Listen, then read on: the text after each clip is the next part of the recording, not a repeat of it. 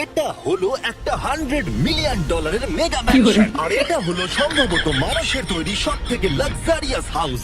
দেখবো একটা $1 কোনো কাজের নয় এমন একটা বাড়ি। আপনারা আমাকে টয়লেট করতেও দেখতে পাবেন। আমি পেরেছি, আমি এখন পৃথিবীর সব থেকে উঁচু বিল্ডিং এর টপে দাঁড়িয়ে আছি। ও মাই গড, এটা কি ভাই? আরে ভাই, এটা কি ভাই? বাথটাবটা তো দারুণ। আমি 6'5" আর আমি এখানে খুব সহজেই ধরে যাচ্ছি। এটা হলো একটা $100 মিলিয়ন মেগা ম্যানশন, আর এটা হলো সম্ভবত মানুষের তৈরি সব থেকে লাক্সারিয়াস হাউস, যেটা লিটারালি একটা সুনামিকেও প্রতিরোধ করতে পারে। এগুলো দেখার আগে আমরা দেখবো একটা $1 কোনো কাজের নয় এমন একটা বাড়ি। আপনারা আমাকে টয়লেট করতেও দেখতে পাবেন। আর ভিডিওর শেষ অবধি অনেক মজা হতে চলেছে। এটা ছিল $1 হোটেল। আমরা এই সমস্ত জায়গায় রাত কাটাতে চলেছি। শুরু করব আমরা পৃথিবীর সব থেকে সস্তা হোটেল দিয়ে। একটা শেড তো আছে। এটার দাম $1। তুমি এর জন্য কেন $1 নিচ্ছ? হ্যাঁ, কোনো ঝড় বৃষ্টি হলে এটা ভেঙে জলে পড়ে যাবে, আর আমি $1 নিচ্ছি আমার মনকে সান্ত্বনা দেওয়ার জন্য। তার মানে তুমি বলছো এটা আমার জন্য একটা হরিবল ইনভেস্টমেন্ট হবে? হ্যাঁ, সে তো বটে। ঠিক আছে, দেখা যাক। চলো, পরে আমরা এই ভিডিওতে একটা বাড়ি দেখবো যেটা এই বাড়িটার থেকে 100 মিলিয়ন গুণ বেশি দামি। এটা ছিল $1 হোটেল, আর এবার আমরা যেতে চলেছি 100 মিলিয়ন গুণ বেশি দামি। তাই চলো যাওয়া যাক একটু ভালো বাড়িতে। আর যেহেতু এই বাজে বাড়িটায় আমি আর দ্বিতীয়বার পা রাখতে চাই না। সবে মাত্র শুরু। পরে $50,000 হোটেল, $1.5 লাখের হোটেল, আর $10 লাখ পার নাইটের হোটেলও আছে। এত অ্যাফোর্ড কি করে করো? আমি এই ভিডিওতে $1 মিলিয়ন খরচা করতে চলেছি।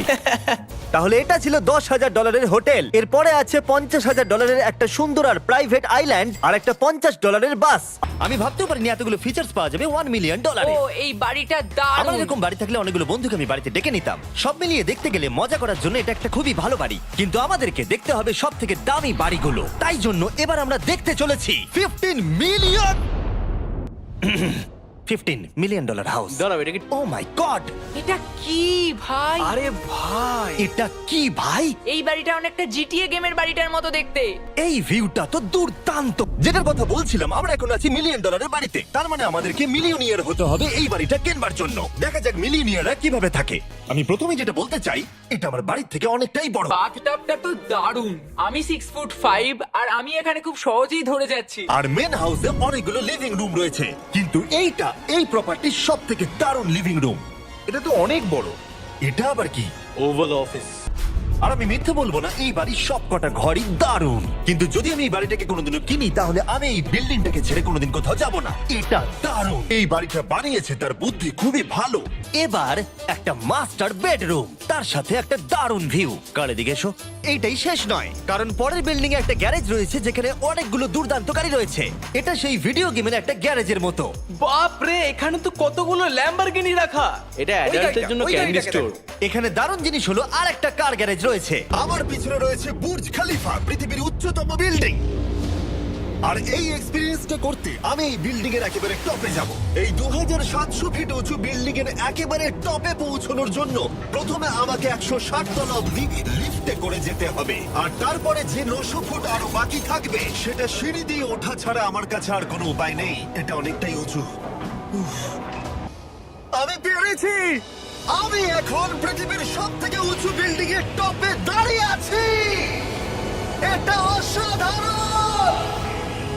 বাপরে, কত উঁচুতে আছি। আমার খুব ভয়ও লাগছে। আমার নিচে তাকালে হবে না, শরীর খারাপ হয়ে যেতে পারে। ভয় লাগছে আমার। স্বীকার করছি, ফেস্টিভ্যালের স্বাদ মাটিতে ভালো লাগে, কারণ মাটিতে আমার পড়ে যাবার ভয় থাকে না। আমি উচ্চতায় ভয় পাই।